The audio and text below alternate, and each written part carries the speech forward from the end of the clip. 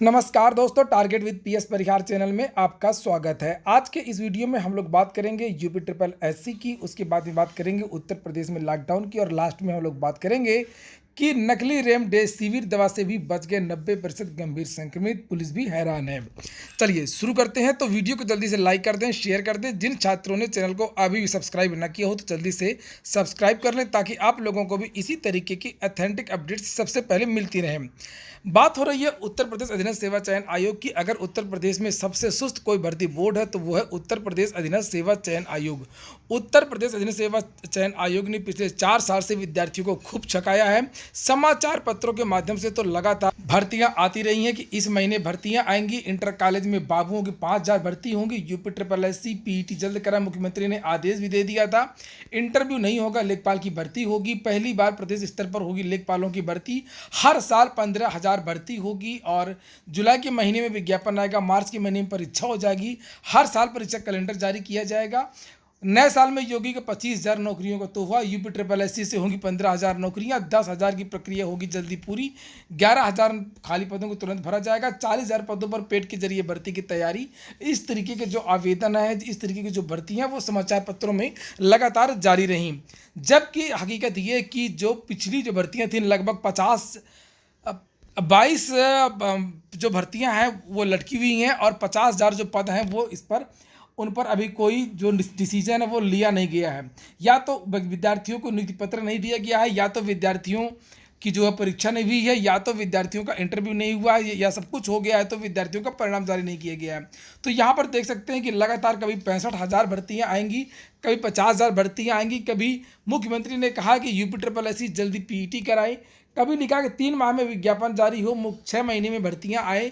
UP सरकार लाएगी नौकरियों को बाहर। पूरे 3-4 साल से लगातार बाहर आती रही समाचार पत्रों में, लेकिन भर्तियां आई नहीं। और उत्तर प्रदेश की सरकार ने ये कहा कि जो है बहुत जल्द अब हम पीईटी करवाएंगे। एक पीईटी करवाने के बाद में, उसके बाद में केवल एक इंटरव्यू होगा या मुख्य परीक्षा होगी, और विद्यार्थियों का चयन कर लिया जाएगा। भीड़ बहुत कम होगी। 15-20 दिन के अंदर एक जो भर्ती हो पूरी हो जाएगी। जबकि उत्तर प्रदेश में पीईटी का अता पता नहीं है, और अभी तो ओटीआर ही हो रहे हैं। ओटीआर भी लगभग 5 लाख ओटीआर केवल हो पाए हैं अभी तक, और लगभग 1.25 लाख यानी कि 1 लाख के आसपास विद्यार्थियों के लॉकर उपलब्ध हो पाया है, और जो वेरिफिकेशन है वो हो पाया है। कुल मिलाकर के जो पूरी प्रक्रिया है अभी भी अधूरी है। जबकि ये अंदाज़ा लगाया जा रहा है कि यूपी ट्रिपल एससी के जो छात्र हैं उनकी संख्या लगभग 35 से 40 लाख हो सकती है। चूँकि पीईटी में जो है जो योग्यता होती है वो मिनिमम कम रखी गई है। पीटी के लिए, ओटीआर की जो योग्यता है वो बताया जा रहा है कि केवल हाई स्कूल रहेगी, और उसमें एज नहीं मांगी जाएगी। एज वही मांगी जाएगी जब भर्ती आएगी। तो जो भर्ती, जिस विभाग की जो भर्ती होगी, जो वो योग्यता मांगेगी, जो वो आयु मांगी, तो वही योग्यता और वही आयु बाद में मांगी जाएगी। इसलिए ये अनुमान था कि जो ओटीआर हो रहा है उसमें रजिस्ट्रेशन कम से कम 40 से 45 लाख या 35 लाख के आसपास होना चाहिए। लेकिन अभी 5-6 लाख के लगभग ही ओटीआर में के लिए रजिस्ट्रेशन हो रहे हैं, और 1.25 लाख विद्यार्थियों को केवल जो है लॉकर मिल पाया। कुल मिलाकर के उसमें भी बहुत सारी खामियां हैं, बहुत सारी दिक्कतें हैं। वो जो वेबसाइट है वो भी ढंग से नहीं चल रही है। विद्यार्थियों की लगातार शिकायतें आ रही हैं। जब ओटीआर ही नहीं हो पाया है तो पीईटी कब होगा? जब पीईटी नहीं हो पाएगा तो अगली भर्ती कैसे आएगी?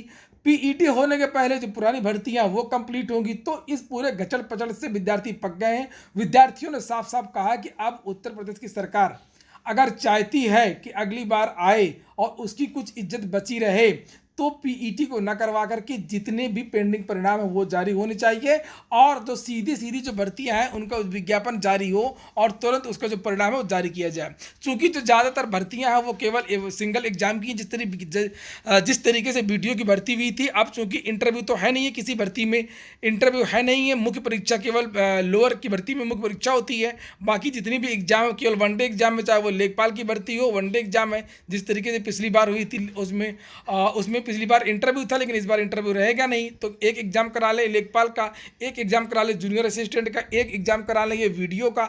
जो भी भर्तियां हैं वो 4-5 भर्तियां, उनका अगर सरकार चाहे तो हर हफ्ते एग्जाम करा के वो कंप्लीट करवा सकती है। विद्यार्थियों ने आज, हजारों छात्रों ने यही पत्र भेजा है उत्तर प्रदेश सरकार को और उत्तर प्रदेश सरकार से अनुरोध किया है कि अब जो पीईटी का झमेला है, पीईटी के झमेले को सरकार बंद करे और अब सीधे सीधे भर्ती के जो विज्ञापन है वो जारी करे। जितने भी 50,000 जो पद बताए जा रहे हैं, 22 भर्तियां, 25 भर्तियों के जो अधियाचन है वो पहुंच चुके हैं, उन पदों पर सीधे सीधे भर्तियां निकाले और जो पुरानी भर्तियां जितनी भी लंबित है, एक पूल बना करके एक स्पेशल आदेश के तहत उनके जो परिणाम वो जारी होने चाहिए। और जो जैसे ही कोरोना संक्रमण थोड़ा ठीक होता है उसके बाद में जितनी भी पुरानी परीक्षाएं, चाहे वो एएसओ की परीक्षा हो, बोरिंग टेक्नीशियन की परीक्षा हो, लोअर मेंस की परीक्षा हो, जूनियर असिस्टेंट की टाइपिंग हो, जितनी भी भर्तियां हैं उनको जल्द से जल्द कंप्लीट किया जाए। विद्यार्थी जिसे आप देख रहे हैं ना, ये पत्र ट्वीट कर रहे हैं और उत्तर प्रदेश की सरकार को, और यहाँ पर देखिए ये लिखा हुआ, मैं भी बेरोजगार ये कोई छात्र हैं, UP triple S C lower 2 के छात्र हैं, फाइनल रिजल्ट की मांग कर रहे हैं और इन्होंने कहा declare result and give us joining, result घोषित करके हमें ज्वाइनिंग दी जाए। और इसी तरीके से ये कोई छात्र हैं अभिषेक, उन्होंने भी कहा hello sir, release some UP triple S C vacancies for all, और इन्होंने भी इसी तरीके से मांग की है। इसी तरीके से गन्ना पर्यवेक्षक यानी गन्ना सुपरवाइजर, लोअर, बहुत सारे ऐसे विद्यार्थी हैं जिनकी जो भर्तियां हैं उनका आता पता नहीं है और ये विद्यार्थी आज सुबह से लगातार ट्विटर अभियान किए हुए हैं। आज सुबह से नहीं है, विद्यार्थी वैसे भी दिन रात ट्वीट करते रहते हैं, लेकिन चाहे यूपी ट्रिपल एस सी हाय हाय करें चाहे बाय बाय करें, उत्तर प्रदेश सरकार की तरफ से फिलहाल कोई जवाब आता नहीं। उत्तर प्रदेश अधीनस्थ सेवा चयन आयोग को जो विद्यार्थियों ने पत्र भेजा है वो ये यहाँ पर लिखा हुआ कि यूपी ट्रिपल एस सी द्वारा आयोजित कृषि प्राविधिक सहायक भर्ती के चयनित अभ्यर्थियों को नियुक्ति देने समेत सभी लंबित भर्तियों को जल्द से जल्द पूरा करने, आयोग को प्राप्त 50,000 पदों के अधियाचन के सापेक्ष तत्काल विज्ञापन जारी करने के संबंध में उत्तर प्रदेश अधीनस्थ सेवा चयन आयोग की लचर गैर जिम्मेदाराना कार्यप्रणाली से प्रदेश भर के युवाओं की नाराजगी बढ़ गई है। करीब दर्जन भर ऐसी भर्तियां अधर में हैं जिनमें 1-2 महीने में ही चयन प्रक्रिया को पूरा करके अभ्यर्थियों को नियुक्ति दी जा सकती है, लेकिन आयोग की दिलचस्पी इन भर्तियों को पूरा करने की नहीं है। इसीलिए युवाओं द्वारा आयोग पर जानबूझकर भर्तियों को अधर में लटकाए रखने के गंभीर आरोप लगाए जा रहे हैं। आपके द्वारा 21 सितंबर 2020 को सभी चयन संस्थाओं को मीटिंग में आदेशित किया गया था कि यूपी में सभी खाली पदों पर 6 माह में भर्तियां हो जाएंगी, 3 महीने में सभी अधियाचन जारी हो जाएंगे, लेकिन और विभिन्न विभागों में जो रिक्त पद हैं उस पर 6 महीने के अंदर भर्ती हो जाए। लेकिन अधीनस्थ सेवा चयन आयोग में 50,000 पदों के लिए काफ़ी पहले से ही प्राप्त अधियाचन पड़ा हुआ, इसमें विज्ञापन जारी करने की किसी तरह की कार्रवाई अभी तक लंबित है। अब प्रदेश में जैसे हालात है उसमें पीईटी आयोजित करवाने के बाद इन रिक्त पदों पर विज्ञापन जारी कर परीक्षा आयोजित कराना संभव नहीं है। आयोग की लचर व गैर जिम्मेदाराना कार्यप्रणाली आप इस एक उदाहरण से ही देख सकते हैं कि आयोग द्वारा कृषि प्राविधिक सहायक भर्ती यानी बात हो रही है एजीटीए की, एक उदाहरण दिया विद्यार्थियों ने। इस तरीके की उत्तर प्रदेश अधीनस्थ सेवा चयन आयोग के पास में 22-25 भर्तियां हैं, ये केवल एक भर्ती की बात हो रही है जिसमें लिखा है विज्ञापन संख्या 03/2018 का परीक्षा परिणाम 18 सितंबर 2020 को जारी किया गया था और 29 अक्टूबर 2020 तक परीक्षण सत्यापन भी हो गया था। 4 फरवरी 2021 को जारी की गई अनुपूरक सूची का परीक्षण सत्यापन भी 25 फरवरी को कर लिया गया था, लेकिन असल में इन विद्यार्थियों की ज्वाइनिंग नहीं हुई, ये सब कुछ हो गया है। उत्तर प्रदेश की सरकार ने उत्तर प्रदेश अधीनस्थ सेवा चयन आयोग के एक भी विद्यार्थी को नियुक्ति नहीं दी है। जो भर्तियां नियुक्ति तक पहुंची हैं उनको रद्द कर दिया है, जैसे बीडीओ की भर्ती को रद्द कर दिया गया। बहुत सारी ऐसी भर्तियां जिनके अध्याचन वापस मंगा लिए, बहुत सारी ऐसी भर्तियां हैं जिनमें जांच के आदेश दे दिए हैं, बहुत सारी ऐसी भर्तियां जिनके पद कम कर दिए हैं, और कुल मिलाकर के जो यूपी ट्रिपल एस सी है वो पूरी तरीके से बंद है।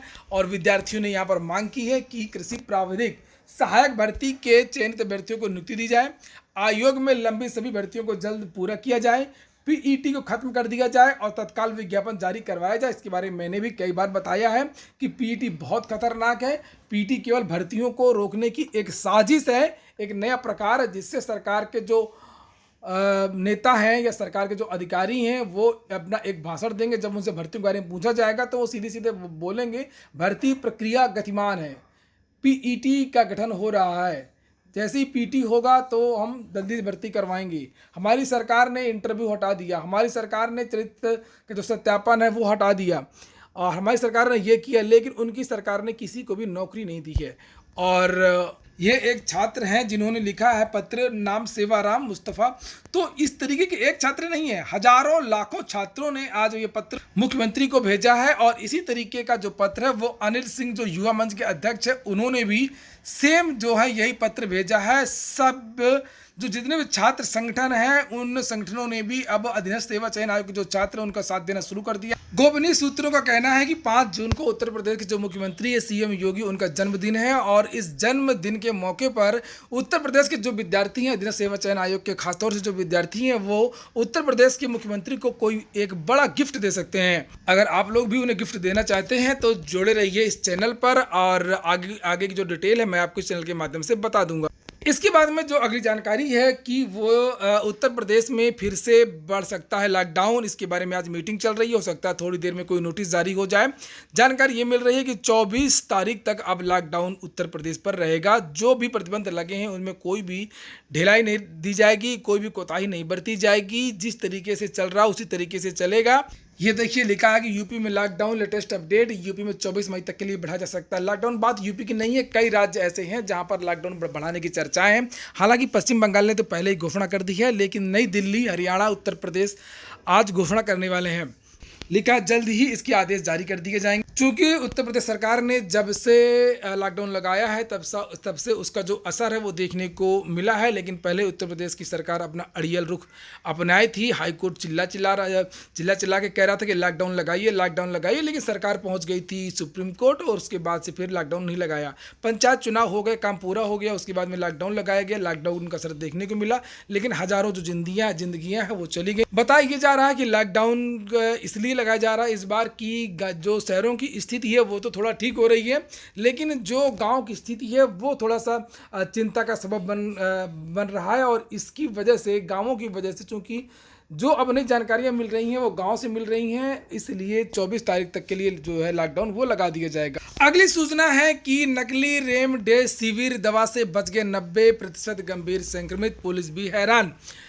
असल में ये इतनी बड़ी पेंडेमिक, इतनी बड़ी आपदा आई है देश में, तो कुछ लोग बहुत ज़्यादा सहायता कर रहे हैं। आप लोग फेसबुक में देख रहे हैं, कोई ऑक्सीजन सिलेंडर बांट रहा है, कोई पानी बांट रहा है, कोई खाना बांट रहा है, कोई खून दे रहा है, कोई कुछ दे रहा है। सभी लोग कुछ ना कुछ सहायता जिसे जो बन पड़ रहा है वो कर रहा है। वहीं पर कुछ लोग आपदा में अवसर की तरीके से गलत काम भी कर रहे हैं, कालाबाजारी कर रहे हैं। और वहीं पर ये जानकारी मिली है कि जो इसकी जो दवा है कोरोना कि हालांकि रेमडेसिविर के बारे में ऐसा नहीं है कि इससे जो मरीज है वो सही हो जाता है। इसका खंडन भी कई बार बहुत सारे डॉक्टरों ने किया है कि ऐसा बिल्कुल भी नहीं है कि रेमडेसिविर जो दवा होती है उससे जो संक्रमित व्यक्ति होता है वो पूरी तरीके से सही हो जाता है। फिर भी इसकी बहुत ज़्यादा डिमांड थी, चूँकि इन्फेक्शन में ये काम आती है। और इसकी जो नकली जो दवा बेची गई है उसमें जो रैकेट पकड़ा गया है उसमें पुलिस ने जब जांच की किस किस को दवा भेजी गई है, किस किस को दी गई है और इन पर 302 का केस किया जाए चूंकि वो मर गए होंगे, तो तुलना जब की गई जिनको नकली रेमडेसिविर दी गई और जिनको नहीं दी गई, तब इनका जो ग्राफ है वो अच्छा था। जो मरने वालों की संख्या थी वो नकली रेमडेसिविर की कम थी, कम लोग मरे थे। और इसलिए पुलिस को अब समझ में नहीं आ रहा कि केस को किस तरीके से लिखा जाए। डॉक्टर भी हैरान है और पुलिस भी हैरान है। बात बस केवल पॉजिटिव सोच की है। जिनको रेमडेसिविर दी गई वो ऐसा सोच रहे होंगे कि अब हमको इंजेक्शन लग गया है, अब हम ठीक हो जाएंगे। उनको हार्ट अटैक नहीं आया होगा, उनको घबराहट नहीं हुई होगी, उन्होंने पॉजिटिव सोचा होगा। शायद ही इसका भी कुछ जो असर है उन पर हुआ होगा। हिंदुस्तान की ये रिपोर्ट है, यहाँ पर लिखा है कि एमपी गजब है, नकली रेमडेसिविर लेने से ठीक हो गए 90% कोरोना मरीज, पुलिस भी हैरान है। जबकि जो नकली रेमडेसिविर बताया जा रहा है कि उसमें कुछ नहीं था, केवल ग्लूकोज था और नमक था। लिखा कोरोना की दूसरी लहर में रेमडेसिविर इंजेक्शन की मांग में एकाएक बढ़ोतरी हो गई है। हालांकि इस बीच कई राज्यों में नकली रेमडेसिविर बेचने वाले लोग भी गिरफ्तार किए गए, जिन पर पुलिस कड़े एक्शन ले रही है। इसी तरह से मध्य प्रदेश में भी गुजरात के एक गैंग ने कई लोगों को नकली रेमडेसिविर इंजेक्शन बेच दी है। मुख्यमंत्री शिवराज सिंह चौहान के आदेश पर पुलिस इन सब के खिलाफ कड़ी कार्रवाई करने जा रही है, लेकिन उनके सामने एक पेच फंस गया है कि दरअसल इस गिरोह ने जिन मरीजों को नकली रेमडेसिविर बेचे थे उनमें 90% मरीजों की तो जान बच गई। मध्य प्रदेश पुलिस जांच में बात सामने आई है और मुख्यमंत्री शिवराज सिंह चौहान इंदौर और जबलपुर से गिरफ्तार हुए लोगों पर हत्या का जो मुकदमा है वो दर्ज करवाना चाहते हैं। तो वहीं वरिष्ठ पुलिस अधिकारी वह तरीका ढूंढ रहे हैं कि कैसे सभी पर मर्डर का केस चलाया जा सकता है। पुलिस अधिकारी का कहना है कि जिनको इंजेक्शन बेचे गए उसमें लोगों की जान नहीं गई है, इसी वजह से दिक्कत आ रही है। टाइम्स ऑफ इंडिया के मुताबिक जांच के दौरान राज्य की पुलिस उस वक्त हैरान रह गई जब उसने नकली इंजेक्शन लेने वाले मरीजों और असली लेने वाले जिंदा मरीजों के बचने की दर से तुलना की। पुलिस ने कहा, हम लोग कोई मेडिकल के एक्सपर्ट तो नहीं है, लेकिन डॉक्टर्स को इसके बारे में बताना चाहिए कि नकली इंजेक्शन में सिर्फ ग्लूकोज और नमक का गोली था। तो फिलहाल जो कोरोना की तो कोई वास्तव में दवा अभी तक बनी नहीं है, केवल जो DRDO ने बनाया है अभी उसको आगे देखा नहीं गया है। 2G ग्लूकोज वाली जो दवा है, और ये जितनी भी दवाइयाँ हैं ये ज़्यादातर जो विटामिन की दवाइयाँ हैं, इन्फेक्शन रोकने की दवाइयाँ हैं। जो कोरोना का जो साइड इफ़ेक्ट होता है उससे जो अलग से इन्फेक्शन जो हो जाता है उसको रोकने की दवाइयाँ हैं वो साथ में दी जाती हैं। और तो ठीक है दोस्तों, फिलहाल ये हो गया आज का वीडियो। अगर आपको अच्छा लगा हो तो वीडियो को लाइक कर दें, और पूरा वीडियो सुनने के लिए बहुत बहुत धन्यवाद।